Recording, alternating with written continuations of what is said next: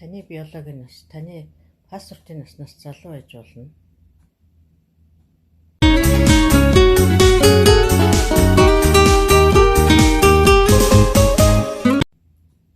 Таны биологийн нас, таны паспортын наснаас залуу байж болно. Сайн байна уу? Наашаас уу? Астангууд наашаас уу?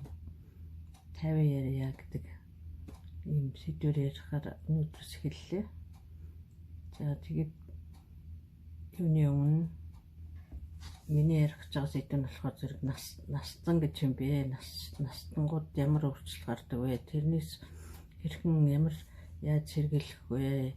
Ямар арга хэмжээ авах гэдэг талаар ярьж өгье гэж бодлоо. Тэгээ өнөөдрийн сэдв нь болохоор зэрэг настан гэж хэнийг хэлэх вэ? Насны бид ямар өөрчлөлт гардаг талаар ярья.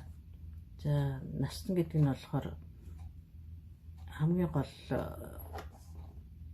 тодорхойлт нь болохоор юуны төрөө насаар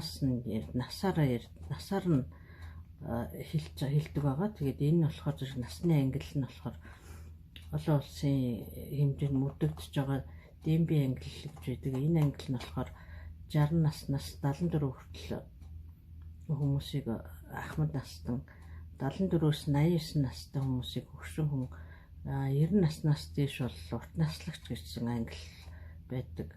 За тэгээд энэ англиар бол 60 наснаас ер нь хойш хүмүүсийг ахмад настан гэж ангилдаг болох нь л тийм.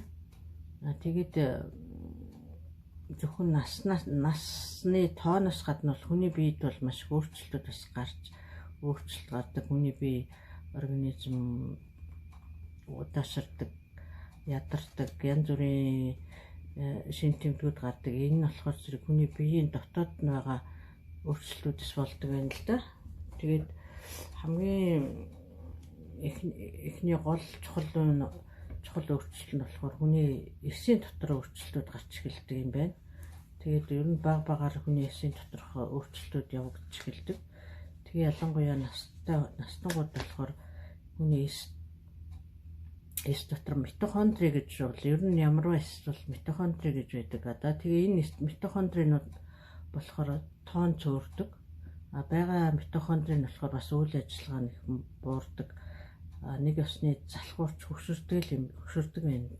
Энэ юунаас болдог вэ гэхээр зэрэг хүний биед бол маш хэмжээгээр чөлөөт артикл буюу хүний эс дотор чөлөөт артикл буюу хортой бодисууд үүсч идэг. Энэ митохондрийг болон эсийг өөрийг нь бол гэмтээчснээс болоод митохондрийн тоо буурна.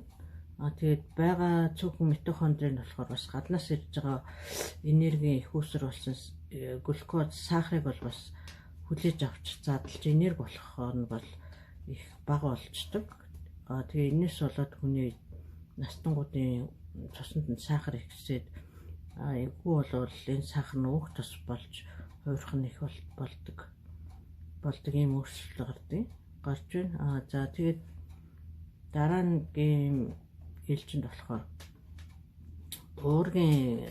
уургийн алдагдал булчин багасдаг. Энэ юунаас болдог вэ гэхээр хүний биед уураг ороход уургийг хүлээж аваад тэр уургийг задлаад өөртөө хэрэгтэй уураг буюу булчингийн уураг болгодог ийм бочин солилцоо явуулж идэг. Гэтэл хүн хөгшөрөхөөр зэрэг хүний уургийн булчинд уургийг нийлэгжүүлж булчингийн уураг болох үйл ажиллагаа нь алдагддаг. Энийг болохоор шинжлэх ухааны хэлний анаболик төсвөрлөлт гэсэн ийм нэршилтээр нэрлэдэг. Энээс болоод уураг тодорхой юм залуу хүн бол маш бага уураг эзэн ч гэсэн тэр нь бол маш хурдан хүний бие хэрэгтэй уураг болоод булчинд нь очдог байхад настай хүмүүсийнх бол тийхгүй уурга хүлээж авч чадахгүй, хүлээж авсан чинь булчин болгож чадахгүй ийм болдог учраас хүнд бол уургийн хэрэгцээ нас их тутам их болдог. За өмнөний дараагийн нэг өөрчлөлт нь болохоор зэрэг хүний бодисын солилцоо, суур солилцоо гэж байдаг. Энэ юу вэ гэхээр зэрэг хүн юу ч хийхгүй зүгээр байж хахад амьсгалах, хүний тархины эдэс ажиллах, зүрх судас хүний биеийг амьд байлгахын бочин солилцоог бол суур бочин солилцоо гэж үздэг. Энэ суур бочин солилцоо бол нас ахтсан багасдаг. 30 наснаас эхэлж энэ багасж эхэлдэг бөгөөд 10 жил тутамд бол 2-3%-аар буурдаг. Энэс болоод мөн хүний ялангуяа хүний булчин маш их энерги зарцуулдаг. Тэгээд түрүү ярьсан нэг уургийн анаболик төсвөрлөлт гэдгээс болоод булчингийн үйл ажиллагаа сулрахаар бас хүний суур бочин солилцоо бол багасж байгаа. Эдгээр өөрчлөлтүүдийн бол маш хүн их ядардаг болдог, хүч тэнхийг болдог юм байна л да. Өнөөдөр бид энергийн станцын тухай ярьлаа. Харин дараагийн сэдвээр бидний бие